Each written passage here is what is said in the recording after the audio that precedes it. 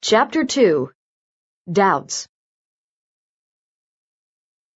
Maxine was at home in bed, asleep, when the ringing phone woke her. She stared at the clock. 3:16 a.m.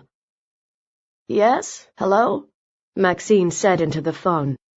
"Maxine, thank God. It's Hank." He sounded upset and a little drunk. "What happened to Nanette? My receptionist called me. What the hell happened?" Maxine turned on the lamp and sat up.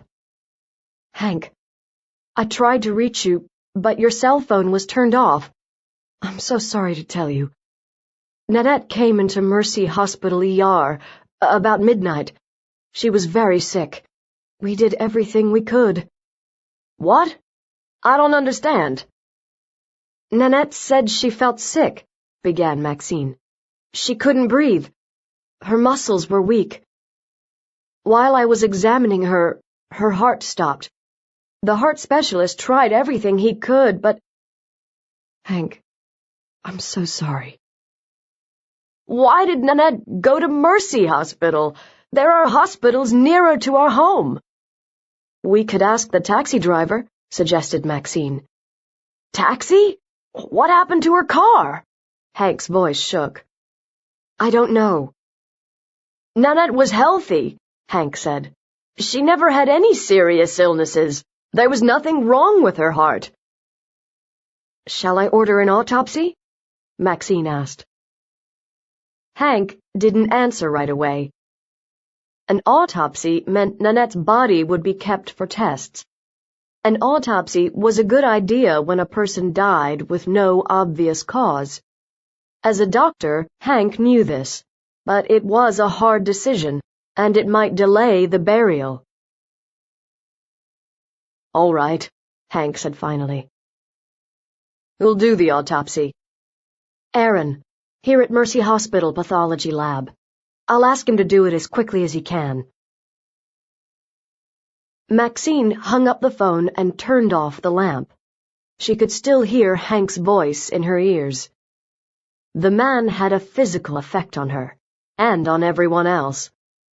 He had a power which either drew people or frightened them away. She had known Hank for 5 years. He'd been very kind to her during her divorce 6 months ago. Hank had suggested that Maxine take a leave of absence from her job at Marquette University. He suggested that she go to work at Mercy Hospital ER. Hank was right. At Mercy Hospital, Maxine was able to put the divorce behind her. As she went back to sleep, Maxine thought about the last time she had seen Nanette. It had been the weekend before, at Hank and Nanette's lovely home by Lake Michigan. It had been a barbecue party by the swimming pool.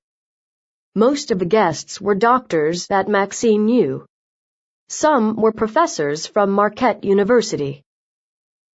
Maxine thought about Nanette, moving amongst her guests, laughing and talking. It was difficult to think that Nanette was now dead. Monday was Maxine's day off, but she called Aaron at the hospital and asked him to do an autopsy on Nanette. Aaron promised he would do it by the next day. Late Tuesday afternoon, Maxine was back at ER when Aaron phoned from the Mercy Hospital Pathology Lab with the results of the autopsy. "The autopsy didn't show anything unusual. Nanette died of heart failure," he said. "And the pills we found in her shoulder bag, did you do tests on them?" Maxine asked. "Yes, we found nothing unusual. They were just what they said." "Thanks for telling me, Aaron." He didn't hang up the phone.